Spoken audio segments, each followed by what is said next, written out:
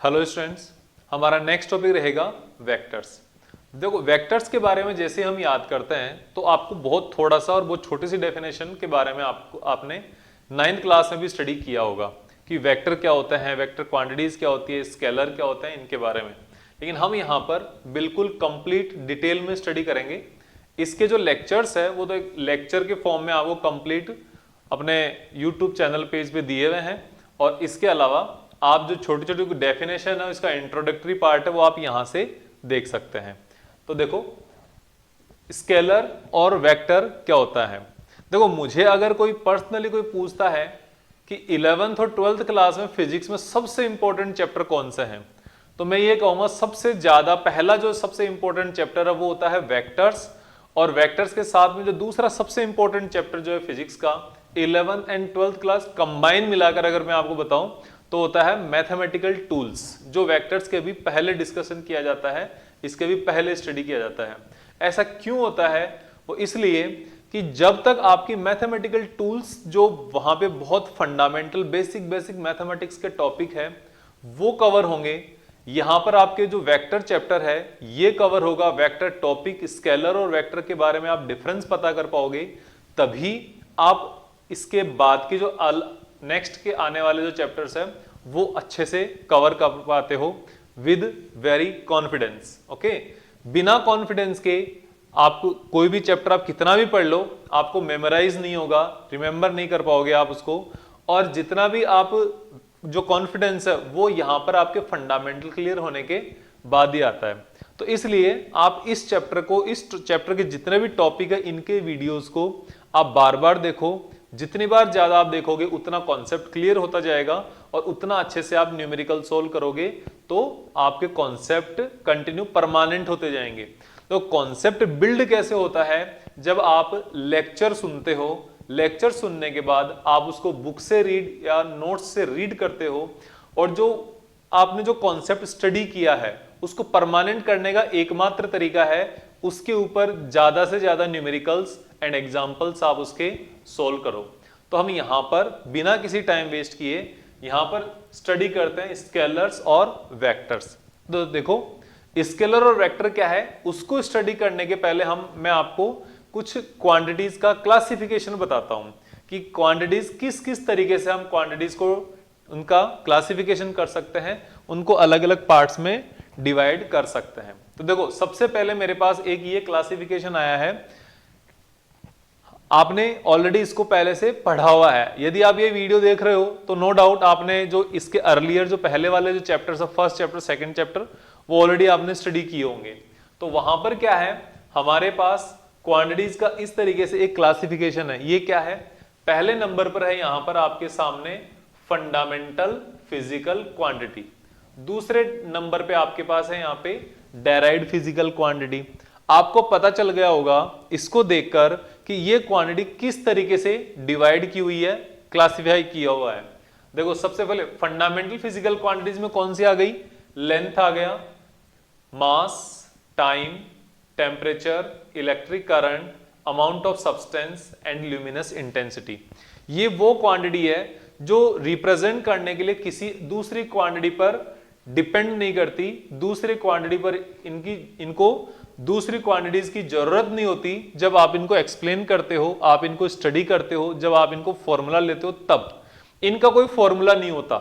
जब भी आप किसी दूसरे क्वांटिटीज का स्टडी करोगे तो उनका फॉर्मूला हो सकता है, लेकिन इन 7 क्वांटिटीज का कोई फॉर्मूला नहीं होगा। ये फॉर्मूले में इनकी वैल्यू आप इंडिपेंडेंट वैल्यू मेजर करके रखते हो। इनको डायरेक्ट मेजर किया जाता है, इनको मेजर करने के लिए किसी फॉर्मूला की जरूरत नहीं है, डायरेक्ट आप इनको मैथमेटिकल टूल से मेजर कर सकते हो या मैथमेटिकल एक्सप्रेशन से इनको मेजर कर सकते हो। ठीक है, अब इसके बाद क्या है, यहां पर दूसरे टाइप की है derived physical quantity. Derived physical quantity ऐसी है जिनको रिप्रेजेंट करने के लिए आपको फंडामेंटल फिजिकल क्वांटिटीज की हेल्प लेनी पड़ेगी, फंडामेंटल फिजिकल क्वांटिटीज को यूज करना पड़ेगा इनको रिप्रेजेंट करने के लिए। कैसे? आपको पता है area equals to length into breadth, volume equals to length into breadth into height, density equals to mass upon volume, velocity equals to distance या आप कह सकते हो displacement upon time, acceleration, difference of velocity upon time, force, mass into acceleration, energy, displacement into force, energy और work दोनों की एक ही होता है। Power is a rate of change of energy और रेट ऑफ डूइंग वर्क, ये power होता है। इतना आपने पहले से स्टडी किया हुआ है। तो ये एक तरीके का क्या है, क्लासिफिकेशन। आपने फिजिकल क्वांटिटीज को दो अलग अलग मोटे तौर पर मेनली आपने इनको बांट दिया, एक फंडामेंटल फिजिकल क्वांटिटी, दूसरा आपके सामने डेराइव्ड फिजिकल क्वांटिटी जो इधर है, ओके, येलो कलर में। अब इसके बाद मैं आपसे कुछ और, हाँ, इसके साथ में दो क्वांटिटी और है जो भी इंपॉर्टेंट है, लेकिन इनको इनमें से कोई नाम नहीं दिया। इनको फंडामेंटल भी नहीं माना गया, इनको डेराइव्ड भी नहीं माना गया। तो इनको कह दिया यहां पर these quantities are supplementary physical quantity, और इनमें है आपके पास एंगल एंड सॉलिड एंगल। इसका क्लासिफिकेशन आपने ऑलरेडी स्टडी किया है। अगर आपको इनमें थोड़ा कंफ्यूजन है तो आप हमारे यहां पर जो यूनिट्स एंड मेजरमेंट जो चैप्टर है उसको आप स्टडी कर सकते हो, बहुत अच्छे से एक्सप्लेन किया हुआ है, ठीक है। अब हम बात करते हैं वेक्टर्स एंड स्केलर्स के बारे में, कि जैसे ये एक तरीके का क्लासिफिकेशन है, सिमिलरली वेक्टर और स्केलर का भी क्लासिफिकेशन है। देखो, सबसे पहले मैं आपको कुछ क्वांटिटीज के बारे में बात कर रहा हूं, जैसे कि मास। मैं आपके सामने मास के बारे में जैसे ही बात करता हूं, तो यहां पर मास को जब आप ऐड करते हो, ठीक है, मास है आपके पास, आपने एक 5 kg वेट इधर किया हुआ है, 5 kg का मास ये है, इसके ऊपर आपने 2 kg का मास और रख दिया। या फिर आप ऐसे भी कर सकते हो, आपके पास 5 kg का मास यहां पर है, इसके साथ में 2 kg का मास आप यहां पे रख देते हो, ठीक है। या फिर आप इस मास को उठा के इधर भी रख सकते हो। आपने ऐसे किया, ये 5 kg मास है, और आप यहां पर इस लेफ्ट साइड में 2 kg मास यहां पे कर दिया। मैंने आपको यहां पर 3 डिफरेंट कंडीशंस दी है, 3 डिफरेंट कंडीशंस दी है। यहां पे फर्स्ट कंडीशन में इन दोनों का टोटल मास कितना होगा, 7 kg होगा। यहां पर भी इस कंडीशन में भी टोटल मास 7 kg, इस कंडीशन में भी टोटल मास 7 kg। यहां पर ये किस तरीके से रखी गई है, कौन सी इनकी रखने की डायरेक्शन, आपने 2 kg ऊपर रख दिया या साइड में रख दिया या ऑपोजिट साइड में रख दिया, या अगर नीचे भी रख देते तो इसका कोई भी फर्क नहीं पड़ता। आप क्या करते, इनको डायरेक्ट ऐड करके इनका मास बता देते, क्योंकि आप यहां पे देख पा रहे हो, यहां पर डायरेक्ट हम जो एल्जेब्रिक डायरेक्ट जो सम करते हैं उससे इसका आंसर आ गया। या फिर अगर आप कोई मान लो कोई लिक्विड आप कंसिडर कर रहे हो, आप लिक्विड कंसिडर कर रहे हो, इसके अंदर आपने 2 kg लिक्विड या 2 kg यहां पर आपने कोई सामान डाला, लिक्विड हो सकता है, सॉलिड मान लो, सॉलिड मान लेते हैं क्योंकि केजी का मेजरमेंट सॉलिड से अच्छा होता है, ठीक है। तो आपने ये मान लिया 2 kg चीनी आपने यहां पर डाल दी इसमें, ओके। अब क्या हुआ, आपने 1 kg और यहां पर डाल दी, तो टोटल कितना हुआ, 1 kg आपने ये डाल दी। चाहे आप इसको यहां से इस डायरेक्शन से आप इसको डालो, या फिर चाहे आप इसको डायरेक्ट ऊपर से डालो, या फिर कैसे भी करके ऐड करो, यहां पर टोटल जो सामान है, टोटल जो आइटम है यहां पे वो कितना रहेगा, वो रहेगा यहां पर 3 kg। इसमें आप कौन सी डायरेक्शन से ये सामान आ रहा है या जो चीनी है कौन सी डायरेक्शन से आ रही है, इसका कोई भी सिग्निफिकेंस नहीं है, डायरेक्शन का सिग्निफिकेंस नहीं है। आप इनको डायरेक्ट क्या कर रहे हो, आप इनको डायरेक्ट ऐड कर रहे हो। इसलिए आप ये समझ पाओगे कि इस टाइप की क्वांटिटीज को जिनमें केवल मैग्नीट्यूड का सिग्निफिकेंस होता है, जिनको रिप्रेजेंट करने के लिए केवल मैग्नीट्यूड चाहिए, और जिनका एडिशन, जिनको ऐड करने के लिए आप डायरेक्ट एल्जेब्रिक सम काम में लेते हो, या जो हमारा ऑर्डिनरी एल्जेब्रा है जिसको आप आज तक पढ़ते आए हो, वो एल्जेब्रा सम काम में लेते हो, तो आप कह सकते हो these quantities are known as a scalar quantity. ये सब जो क्वांटिटीज है इनको आप क्या कहोगे, स्केलर क्वांटिटी कहोगे, जिनको रिप्रेजेंट करने के लिए केवल और केवल क्या चाहिए, ये हो गया, मैं इसको हटा देता हूं,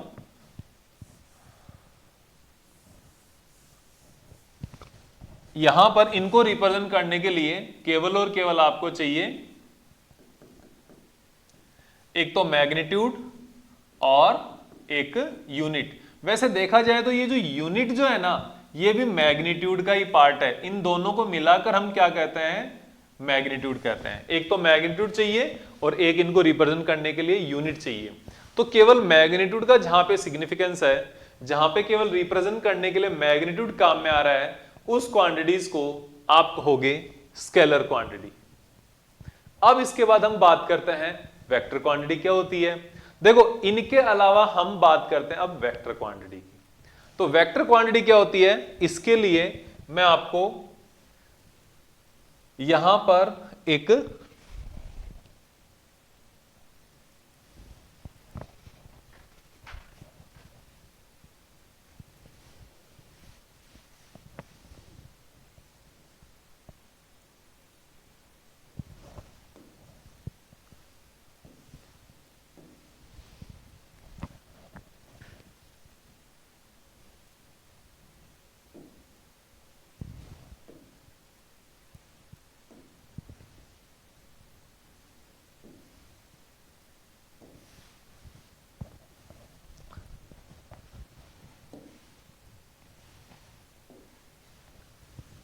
तो यहां पर हम एग्जाम्पल के लिए एक वेक्टर क्वांटिटी की बात करते हैं। देखो, एक मेरे पास एक ये ब्लॉक है, ठीक है। इस बॉक्स पर एक फोर्स इधर से लग रहा है इस डायरेक्शन में। इस डायरेक्शन में मेरे पास ये फोर्स लग रहा है जो है आपके पास 4 न्यूटन, ठीक है। अब मेरे पास एक और फोर्स काम कर रहा है, वो इसी ब्लॉक पे और इसी डायरेक्शन में काम कर रहा है 3 न्यूटन। एक ब्लॉक है, उसके ऊपर दो डिफरेंट फोर्स काम कर रहे हैं, 3 Newton and 4 Newton. Case number 1। Case number 2 है मेरे पास, ये एक ब्लॉक है सेम, इसके ऊपर हमारे पास एक फोर्स काम कर रहा है 4 न्यूटन, सेकेंड फोर्स काम कर रहा है 3 न्यूटन, लेकिन इनको जो वर्क करने का, इनको एग्जर्ट करने का जो डायरेक्शन है वो थोड़ी चेंज हो गई। यहां पे हमारे पास थर्ड कंडीशन है, थर्ड केस है, यहां पर आपके पास 4 न्यूटन फोर्स काम कर रहा है इधर और 3 न्यूटन फोर्स काम कर रहा है इधर। तीन अलग अलग कंडीशन है और तीनों कंडीशंस के ऊपर सेम मैग्नीट्यूड के फोर्स काम कर रहे हैं, लेकिन काम करने वाले फोर्सेस की डायरेक्शन क्या है, थोड़ी डिफरेंट है। एक में दोनों फोर्स सेम डायरेक्शन में काम कर रहे हैं, तो आप इसका जो टोटल आंसर आएगा वो आएगा 7 न्यूटन। एक कंडीशन खत्म। ये सबसे इजीएस्ट कंडीशन थी जो आप समझ सकते हो। इसका आंसर शायद आप लोगों ने भी इसको आसानी से कैलकुलेट कर लिया होगा। आपने शायद सेकंड वाले का भी आंसर कैलकुलेट कुछ लोगों ने कर लिया होगा, क्योंकि ये वाला जो फोर्स है यहां पर डायरेक्ट ऑपोजिट है। आप बोलोगे इसको कैंसिल आउट करेंगे, यस, जितना इक्वल होगा ना उतना अमाउंट तो ये कैंसिल आउट कर देगा। मतलब यहां पे 3 न्यूटन लग रहा है, इधर से 4 न्यूटन लग रहा है, तो यहां पर 3 और 3 तो एक दूसरे से कैंसिल हो जाएंगे, लेकिन यहां पे बचेगा कितना, इसका जो रिजल्ट आएगा वो आएगा 1 न्यूटन फोर्स आएगा, लेकिन इस 1 न्यूटन की भी डायरेक्शन होगी, ठीक है। इसकी डायरेक्शन कैसे होगी, तीनों केस में वो हमारे इस चैप्टर में, इस टॉपिक के चैप्टर में आने वाले लेक्चर्स में होंगे, आने वाले वीडियोस में होंगे, यहां पे नहीं दूंगा मैं, ठीक है। फिर इसके बाद ये वाला जो हमारे पास थर्ड जो कंडीशन है, यहां पर अगर मैं आपको आंसर बताऊं, मैं आपको आज डायरेक्ट आंसर बता रहा हूं, एक्सप्लेन नहीं कर रहा हूं। इसका जो आंसर आएगा वो आएगा 5 न्यूटन। कैसे आया, पाइथागोरस थ्योरम लगा लेना, इसके उस प्रकार से आया। क्यों पाइथागोरस थ्योरम लगानी है, वो आएगा वेक्टर एडिशन लॉज में। तो क्योंकि इनको ऐड करने के लिए इन तीनों कंडीशंस में जो हमारे पास फोर्स आ रहा है या जो फोर्सेस लग रहे हैं यहां पर, उनको ऐड करने के लिए हमने क्या लिया, उनको ऐड करने के लिए हमने क्या किया, वेक्टर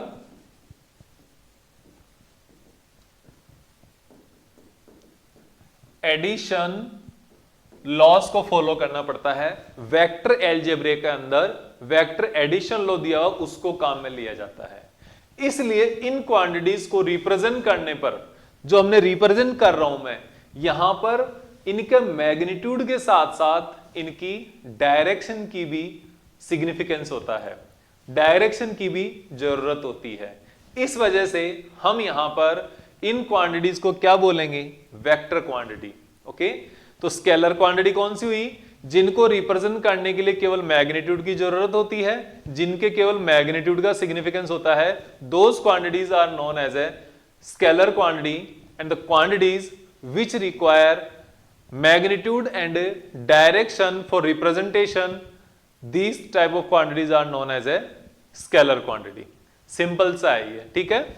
जिनको यहां पे आपने क्या किया, आपने फोर्सेस तो मैग्नीट्यूड तो वही है भाई। अगर मैं तीनों ही कंडीशन में F1 फर्स्ट वाले फोर्स की बात करूं 4 न्यूटन, F2 सेकंड वाले फोर्स की बात करूं तो यहां पे क्या आएगा 3 न्यूटन। दोनों फोर्स तो मैग्नीट्यूड तो सेम है, लेकिन जो सेकंड वाला फोर्स है उसकी डायरेक्शन यहां पर अलग है, यहां पर अलग है, यहां पर अलग है। इसलिए ये वाला जो फोर्स है इसकी डायरेक्शन चेंज होने के कारण रिजल्ट परिवर्तन हो गया, रिजल्ट भी चेंज हो गया। इसलिए इनको क्या बोला जाता है, वेक्टर क्वांटिटीज बोला जाता है। ओके, तो force is a kind of vector quantity. Okay, तो मैं अब यहां पर लिख सकता हूं आपके सामने वेक्टर क्वांटिटीज कौन से होते हैं, विच रिक्वायर मैग्नीट्यूड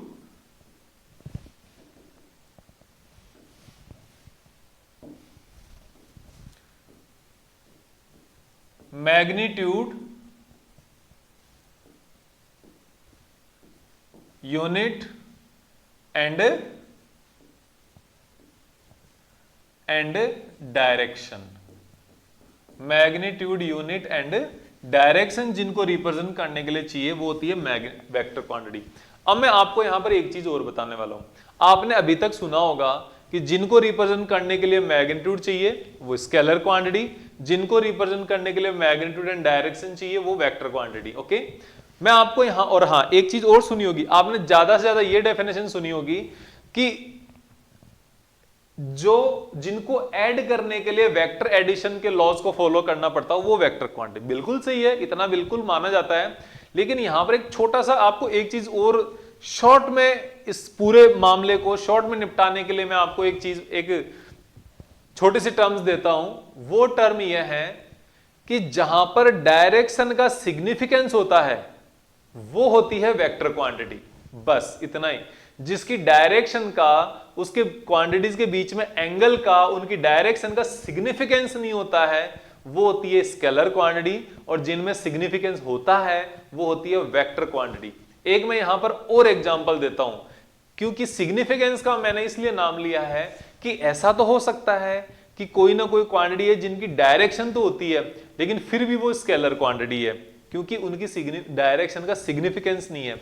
एग्जांपल के लिए देखो, आप यहां पे देखो क्या है, क्या स्केलर, मैं यहां पर एक एग्जांपल बात कर रहा हूं, इलेक्ट्रिक करंट।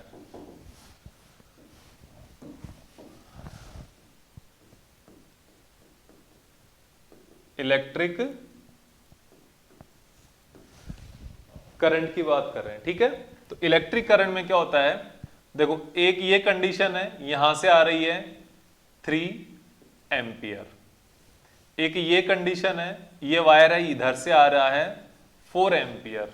तो इधर कितनी, इसमें कितनी करंट जाएगी, यहां पे जाएगी 7 एम्पियर। एक हमारे पास ये वायर है,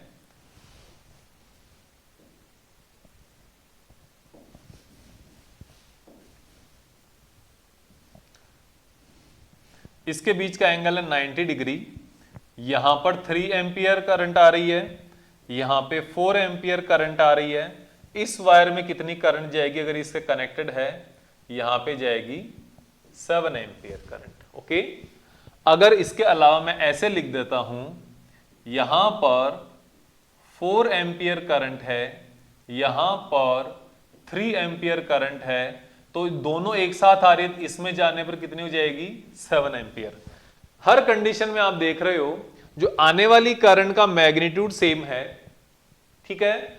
इन दोनों के बीच में जो एंगल है वो चेंज हो रहा है, यहां पे भी 90 की, यहां पर भी 90, तो लेकिन जो ऐड होने वाली करंट है, रिजल्टेंट जो करंट आ रही है वो कितनी आ रही है, वो आ रही है इसमें भी 7 एम्पियर, इसमें भी 7 एम्पियर और इस वाले केस में भी 7 एम्पियर। मीनिंग ये है कि इनके बीच में जो एंगल है इसका कोई भी सिग्निफिकेंस नहीं है। तो इसलिए ये जो इलेक्ट्रिक करंट है इसकी डायरेक्शन होने के बावजूद भी ये एक टाइप की वेक्टर क्वांटिटी नहीं है, ये स्केलर क्वांटिटी है। ओके, तो इसलिए मैं आपको बताऊंगा कि जिसमें भी डायरेक्शन हो सकती है लेकिन उस डायरेक्शन का जब तक सिग्निफिकेंस नहीं आएगा तब तक वो वेक्टर क्वांटिटी नहीं होगी। इनको ऐड करने के लिए भी हम क्या ले रहे हैं, डायरेक्ट एल्जेब्रिक सम, या आप इसको लिख सकते हो एल्जेब्रिक सम। ओके, ये हो गई आपकी इलेक्ट्रिक करंट और ये हो गई आपकी स्केलर क्वांटिटी। वेक्टर क्वांटिटी के लिए आपको पता है वेक्टर एडिशन लॉ फॉलो करना जरूरी है, तभी वो वेक्टर क्वांटिटी बनेगी। स्केलर क्वांटिटी के जो एग्जाम्पल है, इनके जो एग्जाम्पल वो क्या है, mass, time, temperature,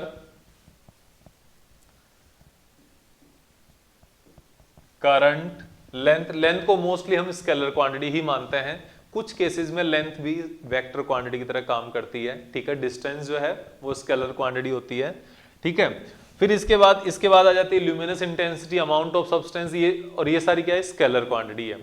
vector quantity की अगर मैं बात करूं तो वेक्टर क्वांटिटी में आ जाता है वेलोसिटी, एक्सेलरेशन, फोर्स और बहुत सारी क्वांटिटी, ये तीन आप जानते हो। फिर लीनियर मोमेंटम, ये भी वेक्टर क्वांटिटी है। इलेक्ट्रिक फील्ड, मैग्नेटिक फील्ड, जो आप पढ़ोगे 12th क्लास में आएगा आपके, electric field, magnetic field, angular momentum, torque, ये सब क्या है, वेक्टर क्वांटिटी है। इनको ऐड करने के लिए आपको वेक्टर अलजेब्रा का सहारा लेना पड़ता है।